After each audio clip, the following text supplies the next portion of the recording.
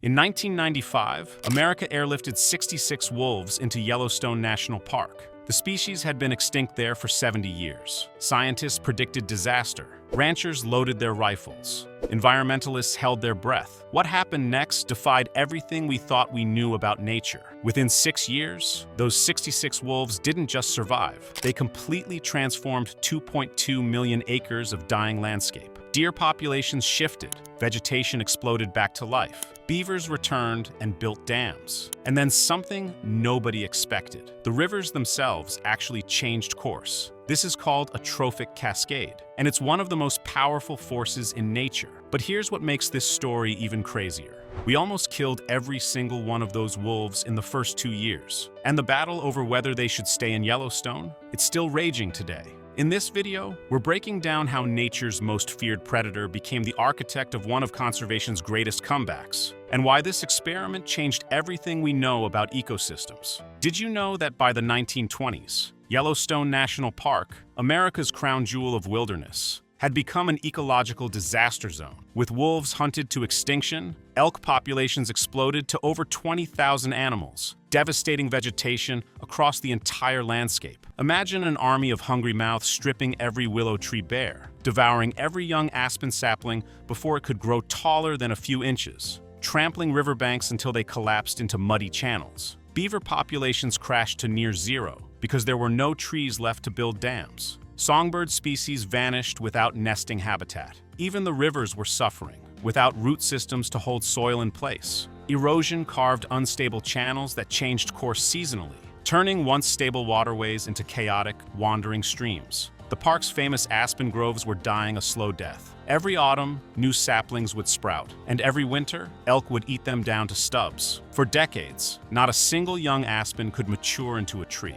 Scientists documented stands where every tree was over 70 years old, the exact amount of time since wolves had disappeared. It was as if nature had hit a pause button on an entire forest ecosystem. Yellowstone was trapped in what ecologists call a trophic cascade, when removing one species from the top of the food chain causes ecosystem-wide collapse that ripples down through every level of life. America's wolf extermination campaign began in the 1800s as settlers pushed west into territories that wolves had roamed for millennia.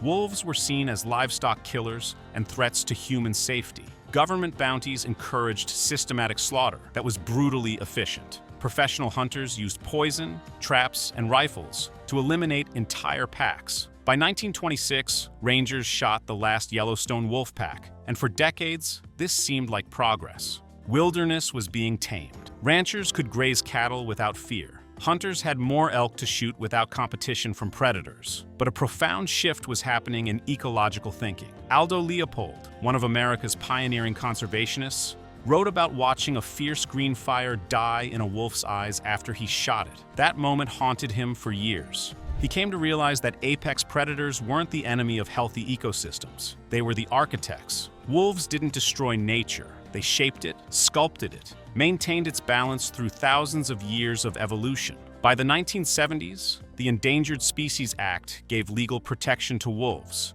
and scientists began pushing hard for reintroduction. But the battle wasn't just ecological, it was cultural warfare between environmentalists and Western ranching communities who'd spent generations viewing wolves as vermin that needed to be eliminated at any cost. For years, Yellowstone Park rangers tried everything they could think of to fix the elk problem. They culled elk herds manually, shooting thousands each year in organized hunts, but it barely made a dent and cost taxpayers millions. They attempted fencing off degraded areas to allow vegetation recovery, but elk simply moved to unfenced zones and continued grazing. Scientists introduced birth control darts for elk, but the logistics of darting thousands of animals spread across 2.2 million acres proved completely impossible. Some officials proposed relocating elk to other regions, but neighboring states flatly refused to accept them. Nobody wanted thousands of Yellowstone's excess elk destroying their own landscapes. The Park Service even tried intensive tree planting programs, hiring crews to plant thousands of willow and aspen saplings in degraded areas. Within weeks, elk ate every single one down to the ground. Every solution addressed symptoms, not the root cause. Yellowstone needed what ecologists call a keystone species, an animal whose very presence would restore natural fear,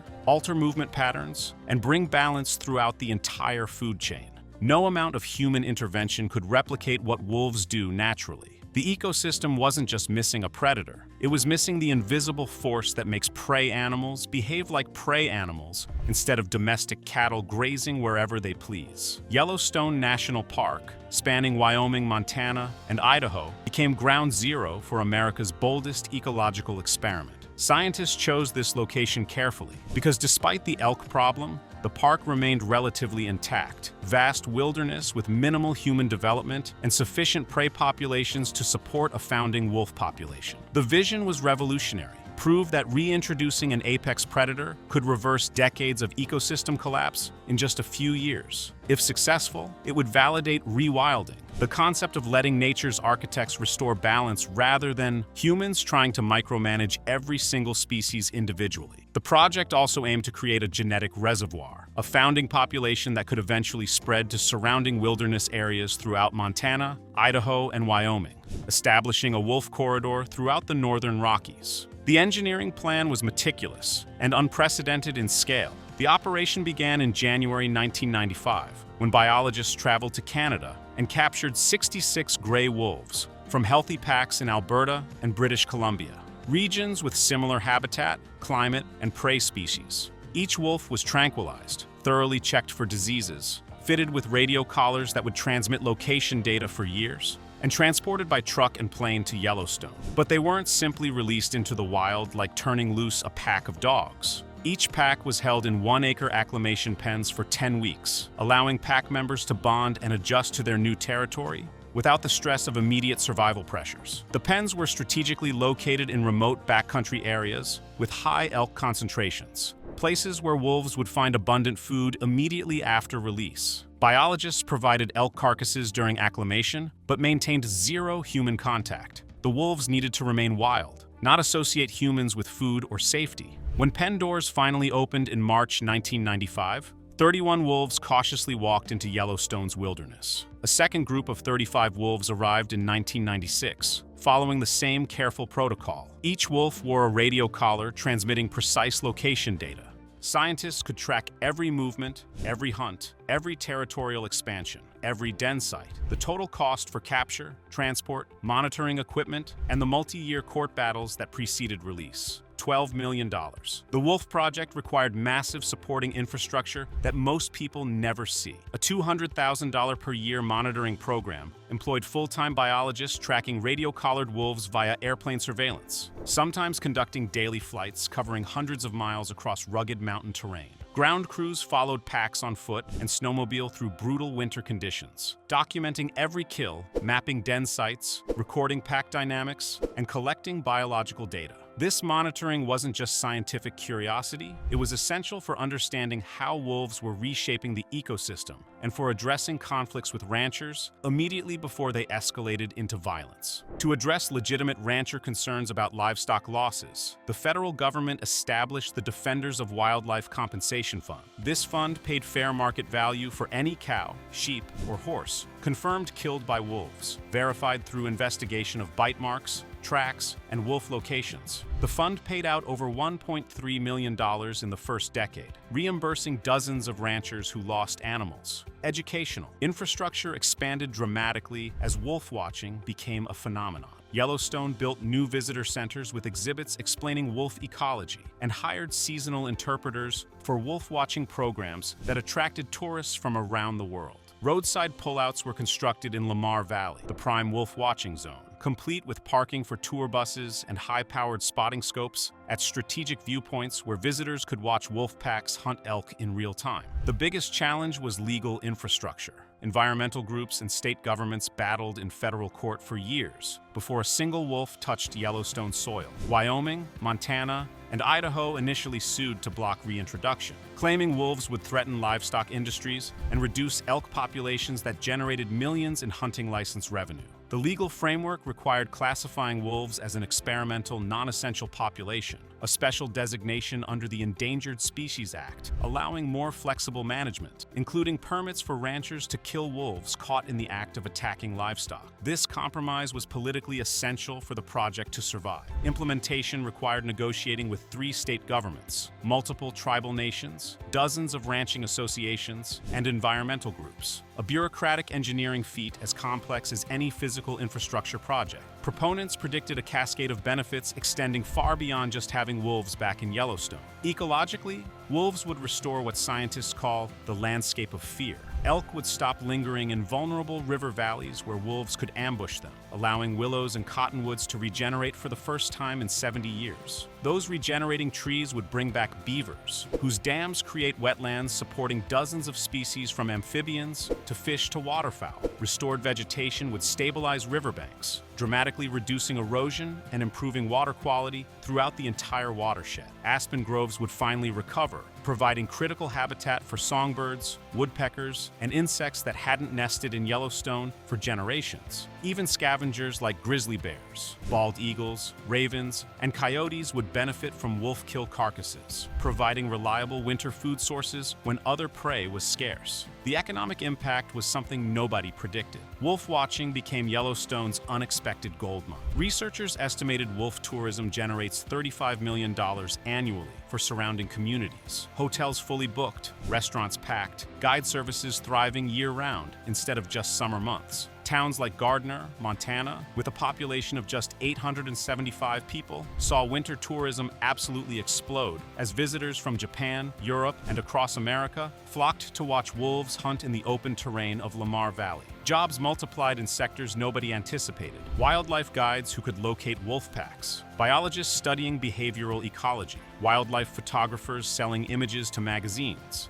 and educators building entire careers around wolf interpretation. Some former ranchers who'd initially opposed reintroduction became wolf-watching tour operators, earning more money from tourists with binoculars than they ever made raising cattle. Beyond Yellowstone's borders, successful reintroduction validated rewilding as a viable conservation strategy that could be replicated globally. If apex predators could be restored in the world's first national park, surrounded by ranches, towns, highways, and fierce political opposition, it could work anywhere on Earth. The project inspired similar reintroductions worldwide: lynx in Colorado's mountains, bison across European grasslands, jaguars in South American reserves. Environmentally, wolves became unexpected allies in the fight against climate change. Healthier riparian zones along rivers sequester significantly more carbon in vegetation and soil. Beaver wetlands created by wolf-driven willow recovery store water during droughts and buffer against flooding. Restored vegetation reduces wildfire severity by maintaining landscape moisture that prevents catastrophic burns. The promise was simple but profound. One species, properly restored to its ecological role, could heal an entire ecosystem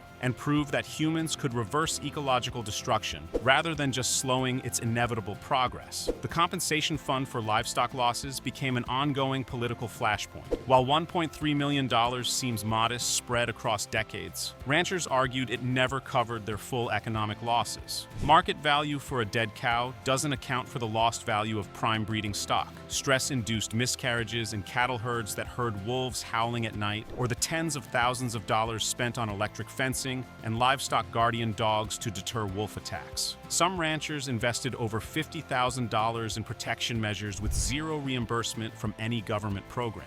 Legal battles cost taxpayers millions beyond the original $12 million reintroduction budget. The initial lawsuits, ongoing management disputes, and fights over delisting wolves from endangered species. Protection consumed federal and state budgets year after year. Montana, Wyoming, and Idaho demanded federal funding for state wolf management programs. Once wolves were delisted, ultimately receiving over $15 million collectively to hire wildlife officers and process hunting licenses. Critics warned that wolves could overhunt prey populations, particularly elk and moose already stressed by harsh winters, disease, and competition with human hunters. Some elk herds in areas with high wolf density declined 50 to 70%, devastating local hunting economies and reducing wildlife watching opportunities that had nothing to do with wolves. Wolves killed deer, bighorn sheep, and occasionally the very livestock guardian dogs that ranchers purchased to protect cattle. Diseases like parvovirus and mange spread through wolf packs, sometimes killing entire litters of pups and threatening the genetic diversity scientists worked so hard to establish. Some biologists worried about genetic concerns.